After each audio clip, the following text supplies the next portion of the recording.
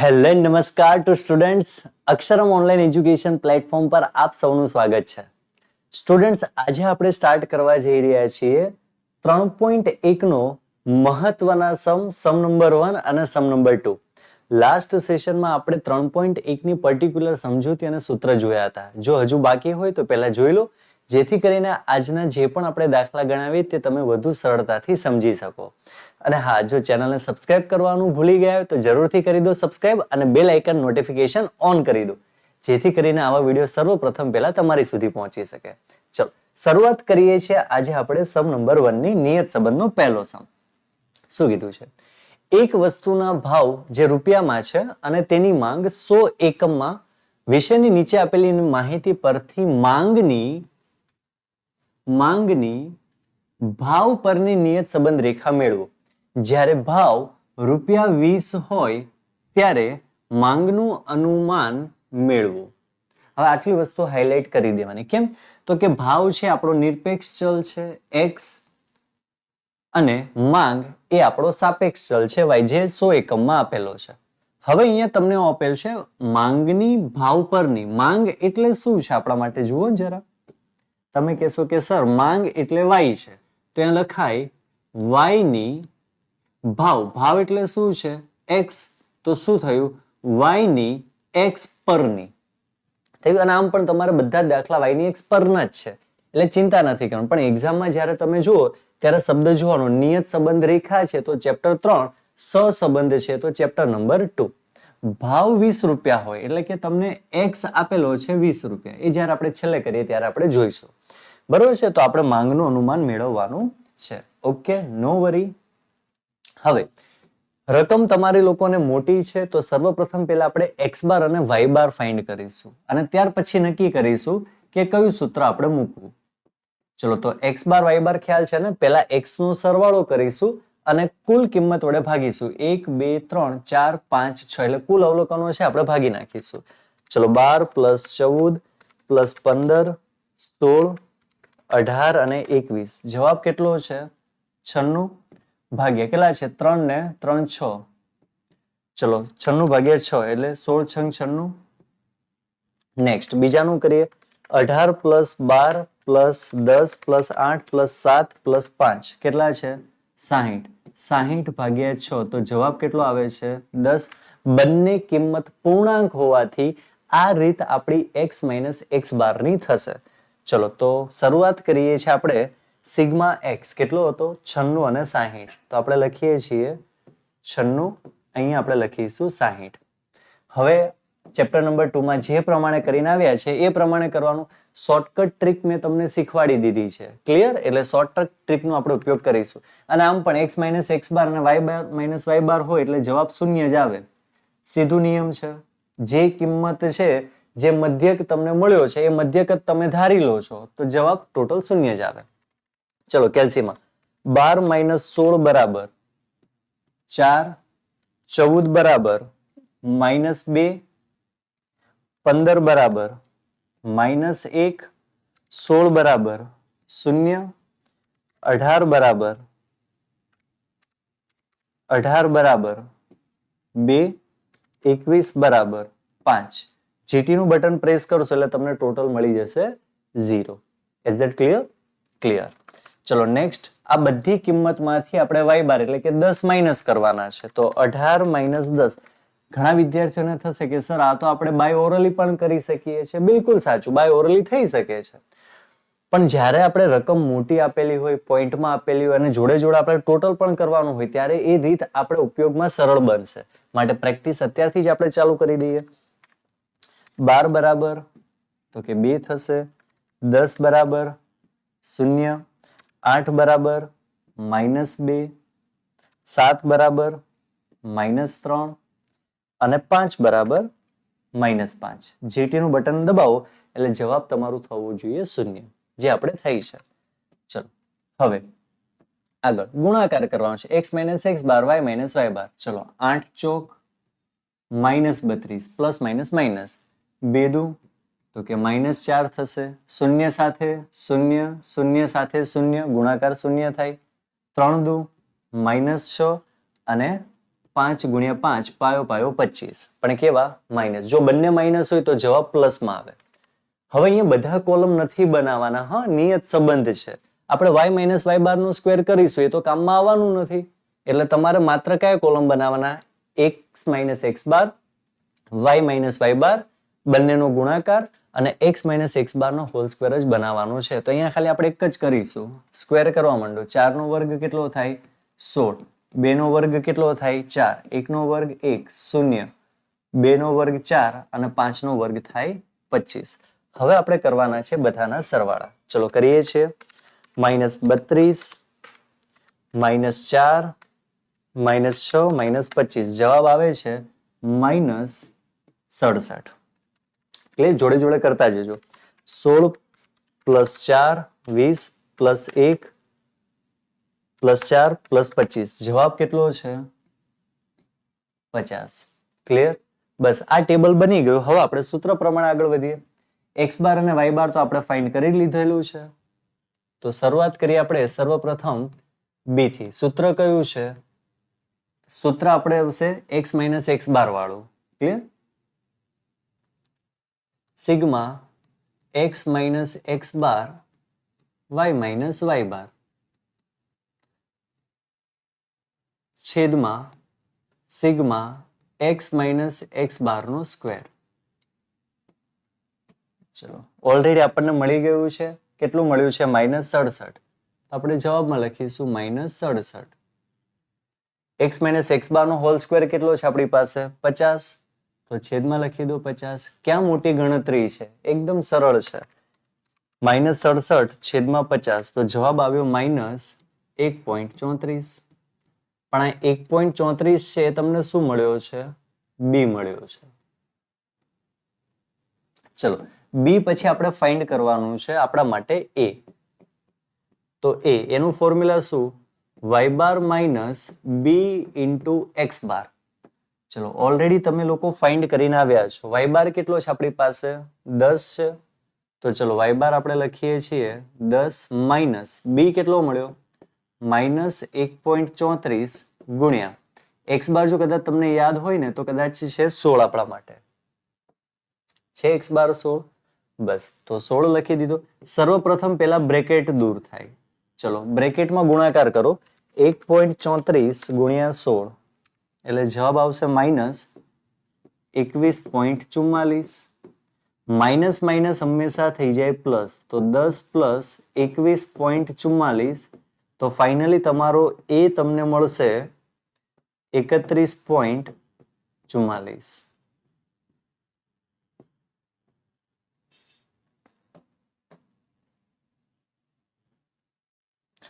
Complete? એકદમ easy. ચલો હવે નેક્સ્ટ આગળનું છે આપણે ફાઇનલ સ્ટેપ. આપણું કયું છે? મુખ્ય સમીકરણ y કેપ બરાબર a plus b into x. હવે તમારી પાસે a છે. a કેટલો મળ્યો? 31.44. તો લખાય 31.44 પ્લસ b કેટલા છે? -1.34 x. પ્લસ માઇનસ કરી દઈએ તો 31.44 માઇનસ 1.34 x. આવું સમીકરણ આપણને મળે. પરંતુ ખાસ ધ્યાન રાખજો, તમને દાખલામાં કોઈ મૂલ્ય આપેલું હોય x નું. કેટલું આપેલું છે? 20. તો લખવું પડે અહીંયા ભાવ ₹20 મૂકતા. તો x ની જગ્યાએ તમારે કેટલા મૂકવાના છે? 20 મૂકવાના છે. તો ચલો મૂકી દઈએ આપણે. 31.44 માઇનસ 1.34 ગુણ્યા 20. આ ખ્યાલ આવ્યો ને 20 ક્યાંથી આવ્યા છે? દાખલામાં ઓલરેડી આપણને આપેલા છે. તો આપણે અહીંયા લખાય 31.44 માઇનસ 1.34 ગુણ્યા 20 એટલે આવશે 26.8. 26.8 માઇનસ કરીએ. ચલો 31.44 માઇનસ 26.8. તો જવાબ આવશે 4.64. શું મળ્યું આપણને? y મળ્યું. તો y શેમાં છે? 100 એકમો. બરોબર છે. તો પછી નીચે ટેગ લખવું હોય તો આપણે ચોક્કસપણે એવું ટેગ લખી શકીએ. તેથી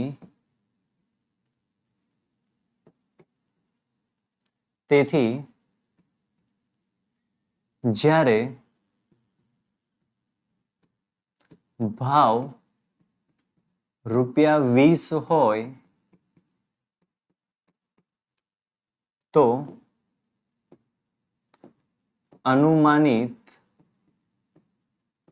માંગ 4.64 100 એકમોમાં થાય. બરાબર છે. આવી નીચે ટેગ કરી નાખવાની કે ભાઈ જ્યારે ₹20 ભાવ હોય તેની માંગ કેટલી થાય? 4.64 થાય. ચલો, છે ને એકદમ સરળ? અરે બિલકુલ સરળ છે. અને હજુ તમે પ્રેક્ટિસ કરશો તો આવા જ દાખલા વધુ સરળ બની જશે. ચલો, દાખલા નંબર 2. કાર બનાવતી કંપનીના કારના મોડેલ માટે કાર વપરાશના સમય અને કારના સરેરાશ વાર્ષિક નિભાવ ખર્ચ. તો સમય છે તો સમયને કહેવાય એક્સ. જો આપેલું જ છે તમને લોકોને તો આપણે કઈ લખવાની જરૂર જ નથી. સમય આપેલો છે તમને લોકોને એક્સ અને ખર્ચ તમને આપેલો છે વાય. હવે નીચે કીધું છે કે અભ્યાસ કરવા માટે નીચેની માહિતી મેળવવામાં આવી છે. આ પરથી વાયની એક્સ પરની નિયત સંબંધ રેખા મેળવો જ્યારે કારના વપરાશનો સમય એટલે તમને આપેલો છે એક્સ. એક્સ બરાબર કેટલા આપેલા છે? 5. ત્યારે વાર્ષિક નિભાવ ખર્ચનું અનુમાન અને તેની ત્રુટિ શોધો. તો આપણે એ વસ્તુ શોધવાની છે. ચલો, શરૂઆત કરીએ છીએ આપણે સર્વપ્રથમ. કાર આપેલી છે તમને લોકોને. અહીંયા તમને આપેલો છે એક્સ, અહીંયા તમને આપેલો છે વાય. ડાયરેક્ટ આપણે ફોર્મ્યુલા મૂકીને દાખલાની શરૂઆત કરી દઈશું. કેમ એવું કરવાનું છે? તો કે જો આપેલી માહિતી છે ને એ ખૂબ નાની માહિતી છે. ડાયરેક્ટ પણ આપણે આનું કેલ્ક્યુલેશન કરી શકીએ તેમ છીએ જ. તો ચલો શરૂઆત કરી દઈએ છીએ. પહેલા ગુણાકાર કરી દઈએ. કેટલા થાય છે? 30. ચલો ગણતરી કરતા જઈએ. ન ફાવતી તો કેલ્સીમાં કરવાની. ચલો પહેલામાં લખીશું 30. ચલો 5 એકા 5, 8 દુ 16, 7 દુ 14, 13 પંચા 65, 8 તરી 24. એક્સ નો વર્ગ કરીએ. કેટલો થાય છે? 9, 1, 4, 4, 5 નો વર્ગ 25, 3 નો વર્ગ 9. હવે આપણે કરીએ છીએ બધાનું ટોટલ. ચલો ટોટલ કેટલું થાય છે? 3 પ્લસ n આપી દીધા છે 6. ચલો ટોટલ કરીએ. કેટલા છે? 3 plus 1 plus 2 plus 2 plus 5 plus 3. તો અહીંયા કેટલા છે? 16. ત્યારબાદ 10 plus 5 plus 8 plus 7 plus 13 plus 8. કેટલા આવે છે? 51. એકદમ ઈઝી.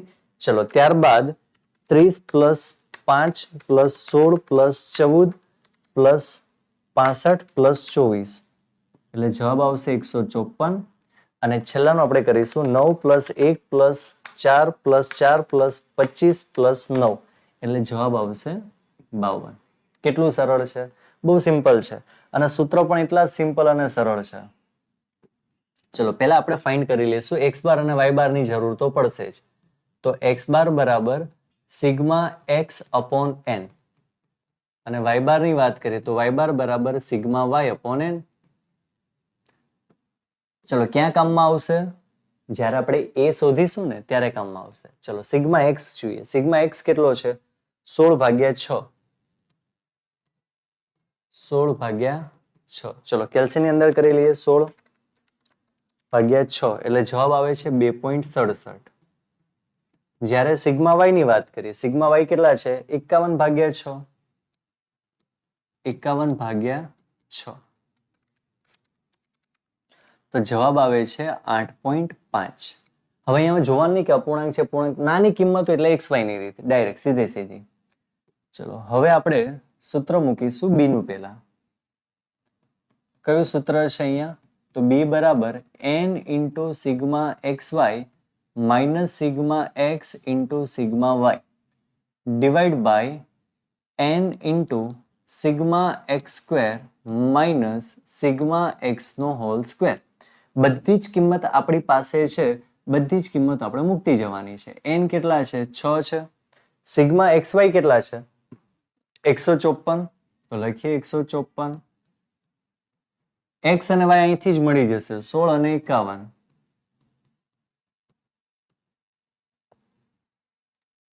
ચલો ડિવાઈડ 6 સિગ્મા x સ્ક્વેર કેટલો છે આપણી પાસે 52 છે.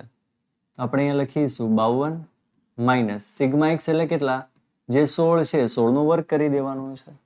ચલો 154 ગુણ્યા 6 બરાબર કેટલા થયા 924.